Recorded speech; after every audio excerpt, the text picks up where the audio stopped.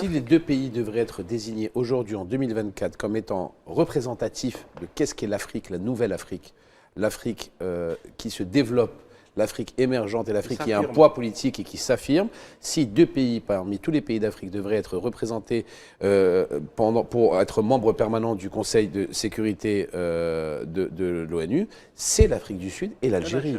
C'est une évidence. C'est les deux poids lourds aujourd'hui. C'est les deux poids lourds, c'est les deux locomotives de l'Afrique actuellement. Donc ils ont toute la légitimité et ils ont toute la représentativité pour justement justifier de leur voix par rapport au Conseil de sécurité et des membres permanents de l'ONU, pour donner l'image nouvelle et l'image forte d'une Afrique forte et d'une Afrique émergente. Et d'une Afrique avec un avenir sans aucune ingérence étrangère. C'est les deux pays sans ingérence étrangère, ça a été rappelé par M. Ramaphosa et le président Tebboune.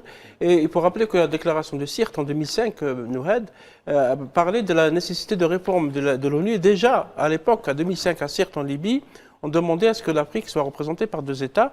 Il se trouve, comme l'a souligné Mahdi, que l'Algérie et l'Afrique du Sud étaient les pays qui ont le plus défendu cette option. Ça veut dire qu'il y a de ça quand même quelques années, effectivement, cette affirmation par rapport à l'étranger, parce que de toute façon, l'Algérie a toujours plaidé pour les solutions politiques interafricaines. Elle a toujours refusé les solutions extra-africaines, comme c'est plus le cas pour la Libye, comme c'est plus le cas pour les régions Sahel, etc.